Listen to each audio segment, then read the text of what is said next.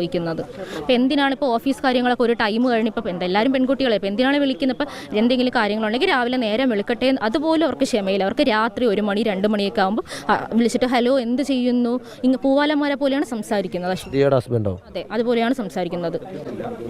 ഹസ്ബൻഡിന്റെ ഭാഗത്തുനിന്ന് വളരെ മോശമായ അനുഭവം ഉണ്ടായിരുന്നു. വളരെ മോശമായിട്ട് അല്ലെങ്കിൽ പോലും ഇങ്ങനെ പാതിരാത്രി വിളിച്ച് ശല്യപ്പെടുത്തുന്നതൊക്കെ വളരെ മോശമായ ഒരു കാര്യം. Hi guys, welcome to Amiya unfiltered. അപ്പം അങ്ങനെ നമ്മളുടെ ദിയ കൃഷ്ണയുടെ ഇഷ്യൂവിന് ഒരു കൺക്ലൂഷൻ വന്നിരിക്കുകയാണ്. 3 പേരും സാമ്പത്തിക തട്ടിപ്പ് നടത്തിയിട്ടുണ്ട് എന്നുള്ളത് കണ്ടുപിടിച്ചു.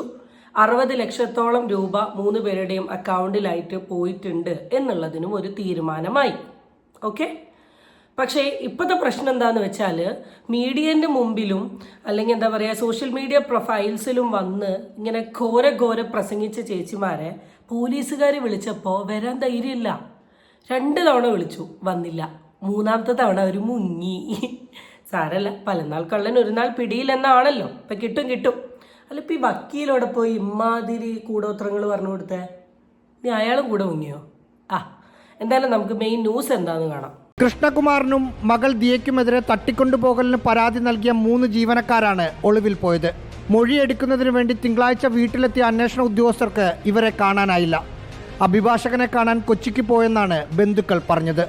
അതോടെ സ്റ്റേഷനിൽ ഹാജരാകണമെന്ന് നിർദ്ദേശിച്ച് പോലീസ് നോട്ടീസ് നൽകി. ഇന്നലെ ഹാജരാകണമെന്നായിരുന്നു നിർദ്ദേശം. പക്ഷേ ഹാജരാവുകയോ പോലീസുമായി ബന്ധപ്പെടുകയോ ചെയ്തിട്ടില്ല. ഫോണും സ്വിച്ച് ഓഫ് ആണ്. അയ്യോ, എന്താണ് 3 ചേച്ചിമാരും കരുതിയത്?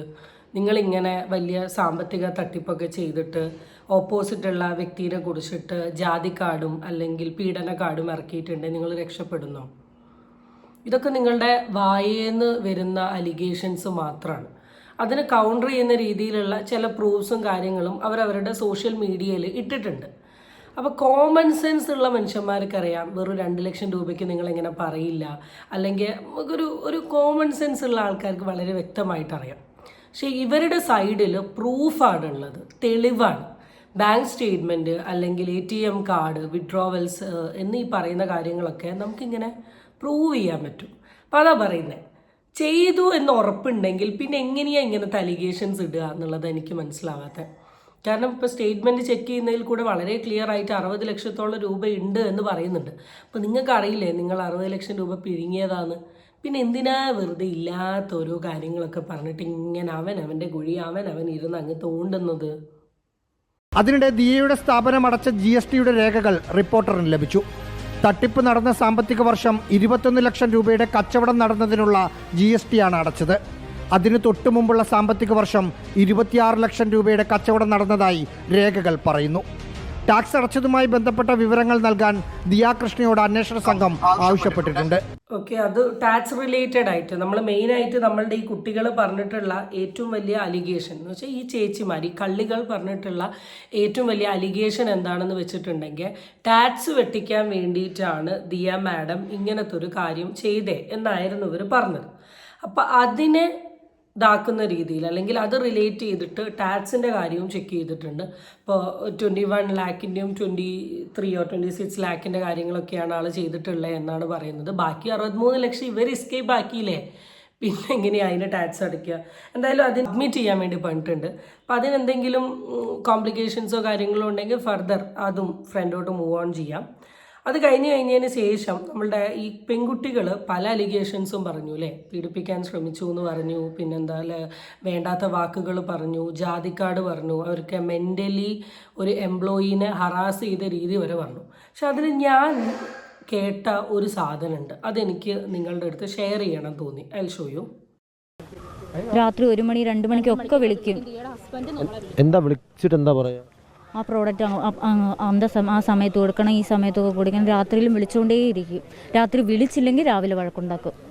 പെൺകുട്ടികളുടെ നമ്പറിൽ രാത്രി 2 മണിക്കും 3 മണിക്കും വിളിച്ചിട്ടാണ് ഇത് പാക്ക് ചെയ്തോ അത് പാക്ക് ചെയ്തോ എന്ന് ദിയയുടെ ഹസ്ബൻഡ് നമ്മുടെ ചോദിക്കുന്നത്. അപ്പോൾ എന്തിനാണ് ഇപ്പോൾ ഓഫീസ് കാര്യങ്ങളൊക്കെ ഒരു ടൈം കഴിഞ്ഞപ്പോൾ എല്ലാവരും പെൺകുട്ടികളെ ഇപ്പോൾ എന്തിനാണ് വിളിക്കുന്നത്? ഇപ്പോൾ എന്തെങ്കിലും കാര്യങ്ങളുണ്ടെങ്കിൽ രാവിലെ നേരം വിളിക്കട്ടെ, അതുപോലും അവർക്ക് ക്ഷമയില്ല. അവർക്ക് രാത്രി 1 മണി 2 മണിയൊക്കെ ആകുമ്പോൾ വിളിച്ചിട്ട് ഹലോ എന്ത് ചെയ്യുന്നു, ഇങ്ങ് പൂവാലന്മാരെ പോലെയാണ് സംസാരിക്കുന്നത്. ഹസ്ബൻഡോ? അതെ, അതുപോലെയാണ് സംസാരിക്കുന്നത്. ഹസ്ബൻഡിന്റെ ഭാഗത്തുനിന്ന് വളരെ മോശമായ അനുഭവം ഉണ്ടായിരുന്നു. വളരെ മോശമായിട്ട് അല്ലെങ്കിൽ പോലും ഇങ്ങനെ പാതിരാത്രി വിളിച്ച് ശല്യപ്പെടുത്തുന്നതൊക്കെ വളരെ മോശമായ ഒരു കാര്യം തന്നെ. എൻ്റെ അഭിപ്രായത്തിൽ ഈ 3 പേരെയും ഈ കുഴിയിലോട്ട് കൊണ്ടുപോയിട്ടുള്ളത് ഈ പെർട്ടിക്കുലർ ലേഡിയാണ്. ഇവളാണ് ഏറ്റവും വലിയ കള്ളത്തി. വായ തുറന്ന കള്ളങ്ങൾ മാത്രം പറയുന്ന ഒരു ലേഡി. പക്ഷെ കള്ളം പറയുമ്പോഴും ആൾ 100% കോൺഫിഡൻസ് ആയി മുഖത്ത് നോക്കിയിട്ടാണ് കള്ളം പറയുക. സത്യം പറഞ്ഞാൽ അതിനും ഭയങ്കര ഒരു കഴിവ് വേണം കേട്ടോ. കാരണം ഞാൻ വളരെ ചുരുക്കം ആൾക്കാരെ ഇങ്ങനത്തെ ഒരു തൊലിക്കട്ടിയുള്ള ഒരാളെ ഞാൻ കണ്ടിട്ടുള്ളൂ. ഇതിലാൾ പറഞ്ഞത് അശ്വിൻ കൃഷ്ണ ദിയയുടെ ഹസ്ബൻഡിനെ കുറിച്ചാണ്. പൂവാലൻ രീതിയിൽ രാത്രി 1 മണിക്ക് വിളിക്കുന്നു. ഇത്രത്തോളം ദാരിദ്ര്യം പിടിച്ചോ അശ്വിൻ കൃഷ്ണ? എനിക്ക് അറിയുന്നില്ല. സത്യസന്ധമായി പണ്ടുണ്ടെങ്കിൽ ഞാൻ ഈ പെർട്ടിക്കുലർ ദിയ കൃഷ്ണ എന്ന് പറയുന്ന ആളുടെ ഫസ്റ്റ് തൊട്ട് എന്ന് വെച്ചാൽ പണ്ട് തൊട്ടേ ആളുടെ വ്ളോഗ്സും കാര്യങ്ങളും കാണുന്നതാണ്. ആളുടെ പ്രീവിയസ് റിലേഷൻഷിപ്പും അതിനുശേഷം ആൾ അശ്വിനായിട്ട് റിലേഷൻ ആവുന്നതും കല്യാണവും ഡേറ്റിങ്ങും പ്രപ്പോസലും എല്ലാ സാധനങ്ങളും കണ്ട അതിൽ വളരെ വ്യക്തമായി മനസ്സിലായിട്ടുള്ള ഒരു സാധനമാണ്. വളരെ മാന്യമായിട്ടുള്ള ഒരു ഡീസൻ്റ് ആയിട്ടുള്ള ഒരു വ്യക്തിയാണ് ഈ അശ്വിൻ കൃഷ്ണ എന്ന് പറയുന്ന ആൾ. അപ്പോൾ ആളുടെ പെരുമാറ്റമാണെങ്കിലും അയാൾ ഈവൻ അഹാന ലൈക്ക് സിസ്റ്റേഴ്സിൻ്റെ അടുത്തുള്ള പെരുമാറ്റമാണെങ്കിലും വീട്ടിലെ പെരുമാറ്റങ്ങളാണെങ്കിലും അല്ലെങ്കിൽ ഒരാളോട് സംസാരിക്കുമ്പോൾ കീപ്പ് ചെയ്യുന്ന ഒരു ഡിസ്റ്റൻസ് ആണെങ്കിലും ഈവൻ സിന്ധു കൃഷ്ണയുടെ ചാനലിൽ വന്നിട്ടുള്ള ആ വീഡിയോ നിങ്ങൾ കണ്ടാൽ അറിയാം. നിങ്ങൾ കറക്റ്റായിട്ടുള്ള കാര്യം പറയൂ എന്ന രീതിയിൽ ഒരു വളരെ ഡീസൻ്റ് ആയിട്ട് പെരുമാറുന്ന ഒരാൾ. അവരെ വരെ വലിച്ച് കീറി ഒട്ടിച്ച് നാറ്റിച്ച് എനിക്ക് തോന്നുന്നു ഇതിൻ്റെയൊക്കെ വൺ ഓഫ് ദി ബിഗ്ഗസ്റ്റ് കുരുട്ടുബുദ്ധി എന്ന് പറയുന്ന ഈ ലേഡിയാണ്. കാരണം ഈ lady is like more than 1 ഇയറിലധികം അവിടെ വർക്ക് ചെയ്തിട്ടുള്ള ഒരാളാണ്. അപ്പോൾ ഈ ലേഡി തന്നെയായിരിക്കും മെയിൻ ഇനീഷ്യേറ്റീവ് എടുത്തതും ഇവരെ ഇതിലോട്ട് കൊണ്ടുവന്നത്, ബാക്കി 2 കുട്ടികളെ ഈ സ്കാമിലോട്ട് കൊണ്ടുവന്നതും. ആൻഡ് ഐ ബിലീവ് ഈ ലേഡിക്ക് തന്നെയാണ് കുറച്ചും കൂടെ അധികം പൈസ കിട്ടാനുള്ള ചാൻസ്. ഒരു 100 കിട്ടുകയാണെങ്കിൽ ഒരു 40 പേരെടുത്തിട്ട് ബാക്കിയുള്ള 60 30 ഷെയർ ചെയ്യാനുള്ള ചാൻസേ ഉള്ളൂ. കാരണം അത്രയ്ക്കൊരു ബോൾനെസ്സും ഒരു തണ്ടുള്ളൊരു ലേഡി ആയിട്ടാണ് എനിക്ക് പേഴ്സണലി ഈ പെർട്ടിക്കുലർ ആൾ തോന്നുന്നത്. നമ്മുടെ ഈ വീഡിയോയിൽ തന്നെ വേറൊരു ലേഡി പറഞ്ഞ ഒരു അലിഗേഷൻ ഉണ്ടായിരുന്നു. അലിഗേഷൻ നല്ലൊരു സ്റ്റേറ്റ്മെൻറ്റ് ഉണ്ടായിരുന്നു. അതിന് എന്നെ കുറേ പേര് കറക്റ്റ് ചെയ്ത് തന്നു. ചേട്ടായി എന്ന് പറയുന്ന അവളുടെ ബ്രദറാണ്. Sorry I don't know. ഇവിടെ ചേട്ടായി എന്ന് മെൻഷൻ ചെയ്തപ്പോൾ ഐ തോട്ട് ലൈക്ക് ഹസ്ബൻഡ്. നമ്മളുടെ അവിടെയൊക്കെ ഏട്ട എന്ന് വിളിക്കുന്ന ബ്രദറിനെയും ചേട്ടായി എന്ന് വിളിക്കുന്നത് ലൈക്ക് പാർട്ട്ണറിനെയാണ്. അതുകൊണ്ടാണ് ഞാൻ അങ്ങനെ പറഞ്ഞത്. Sorry if it's wrong. ചേട്ടായി എനിക്ക് 2 ലക്ഷം ഒക്കെ തരുമെന്ന് പറഞ്ഞ ഒരു വീഡിയോ ഉണ്ടായിരുന്നു. നിങ്ങൾക്ക് ഓർമ്മയില്ലെങ്കിൽ ഞാൻ ഒന്നും കൂടെ കാണിച്ചു തരാം. പേയ്മെന്റ് വന്നതുകൊണ്ട് ഇത്രയും പേയ്മെന്റ് ഒക്കെ വന്നതുകൊണ്ട് നിന്റെ ചേട്ടൻ എന്തിനാ നിനക്ക് ഇത്രയും ക്യാഷ് ഒക്കെ അയച്ചു തരുന്നത്? എൻ്റെ ചേട്ടൻ അബ്രോഡാണ്. ഒരു മന്ത്ലി ചിലപ്പോൾ 1 ലാക്ക് അല്ലെങ്കിൽ കിട്ടുന്ന പോലെ ചേട്ടൻ എങ്ങനെ കിട്ടുമോ, ചിലപ്പം 1.5 ലക്ഷം അല്ലെങ്കിൽ 2 ലക്ഷം അങ്ങനെയൊക്കെ എനിക്ക് അയച്ചു തരാനുണ്ട്. കൂടുതൽ ക്യാഷ് കിട്ടുന്നതനുസരിച്ച് കൂടുതലാണെങ്കിൽ മാത്രമേ 2 ലക്ഷം. അക്കൗണ്ടിലേക്ക് പണം വരുന്നതിനെ പോലും മറ്റൊരു തരത്തിലേക്ക് അവർ വ്യാഖ്യാനിച്ചു. അങ്ങനെ വ്യാഖ്യാനിച്ച് എന്താണ് പറഞ്ഞത്? എന്തെങ്കിലും നീ സെക്സ് റാക്കറ്റിലുള്ള ആളാണോ അങ്ങനെയൊക്കെയാണ് ചോദിച്ചത്. ഈ വീഡിയോ നിങ്ങൾ ആരും മറന്നിട്ടുണ്ടാവില്ല. ഈ വീഡിയോ എല്ലാവരും കേട്ടിട്ടുണ്ട് എന്നാണ് എനിക്ക് തോന്നുന്നത്. ഈ വീഡിയോ റിലേറ്റ് ചെയ്തിട്ട് ഇപ്പോൾ ഒരു ഓഡിയോ ഭയങ്കര വൈറലാവുന്നുണ്ട്. നമുക്ക് ആ ഓഡിയോ എന്താണെന്നുള്ളതൊന്ന് ചെക്ക് ചെയ്ത് നോക്കാം. വിനിത എന്ന് പറഞ്ഞ കുട്ടിയില്ലേ, ഇവർക്ക് ഒരു 10 ലക്ഷം രൂപയോളം കടം ഉണ്ടായിരുന്നു. പക്ഷെ ആ കടമൊക്കെ തീർത്തിട്ടും ഉണ്ട്. പിന്നെ കുറെ സ്വർണം ബാങ്കിലുണ്ടായിരുന്നു. ആ സ്വർണങ്ങളൊക്കെ ഇവരെടുത്തു. പിന്നെ ഇവരച്ഛന് തന്നെ കുറച്ച് സ്വർണം ഇവർ വാങ്ങിക്കൊടുത്തു. അപ്പോൾ നമ്മുടെ കണ്ണടയിട്ട കുട്ടി, ഏറ്റവും കൂടുതൽ അലിഗേഷൻസ് ഇങ്ങനെ കോരെ പ്രസംഗിച്ച കുട്ടിയുടെ സാമ്പത്തിക ഇടപാടിൽ ആളെന്താ ചെയ്തേ എന്ന് ചോദിച്ച സമയത്ത് ഇവിടെ പറഞ്ഞെന്താണെന്ന് വെച്ചാൽ 10 ലക്ഷം രൂപ കടം തീർത്തു, പിന്നെ പണയം വെച്ച സ്വർണമെല്ലാം തിരിച്ചെടുത്തു, അച്ഛന് സ്വർണ്ണമൊക്കെ വാങ്ങിക്കൊടുത്തു, അതിൻ്റെ ജീവിതം അതങ്ങ് കെട്ടിപ്പെടുത്തി. അങ്ങനെ നമ്മുടെ മറ്റേ ആളില്ലേ, നമ്മളിപ്പോൾ പറഞ്ഞ 2 ലക്ഷം അക്കൗണ്ടിലോട്ട് വരുന്ന ആളെ കുറിച്ചിട്ടും കുറച്ച് കാര്യം പറയുന്നുണ്ട്. അതൊന്ന് നോക്കാവേ. വേറൊരു കുട്ടി പറഞ്ഞില്ലേ ഗൾഫിലാണ് അവരെ ചേട്ടനെന്ന്. ആ കുട്ടിയുടെ ചേട്ടൻ പഠിക്കാനാ പോയത്. അത് ലണ്ടനിൽ പഠിക്കാനാ പോയിരിക്കുന്നത്. അപ്പൊ 3 വർഷത്തെ കോഴ്സ് ഉണ്ട്. പിന്നെ പാർട്ട് ടൈം ജോലി ചെയ്യുന്ന ഒരു വ്യക്തിക്ക് ഇങ്ങനെ 2 ലക്ഷം രൂപയും 1 ലക്ഷം രൂപയൊക്കെ സാലറി കിട്ടുമോ?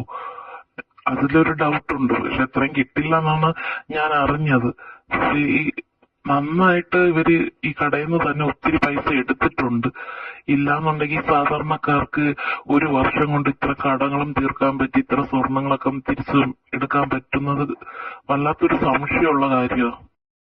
ഒരു കുട്ടിയുടെ ചേട്ടൻ ലണ്ടനിലാണെന്ന് പറഞ്ഞില്ലേ, അവര് നമ്മുടെ 2 ലക്ഷം രൂപ മാസം ഇട്ട് തരുന്ന ഏട്ടൻ UK പഠിക്കാൻ പോയതാണ്. എനിക്കും UK പഠിക്കാൻ പോയ ഒരു ഏട്ടനുണ്ട്.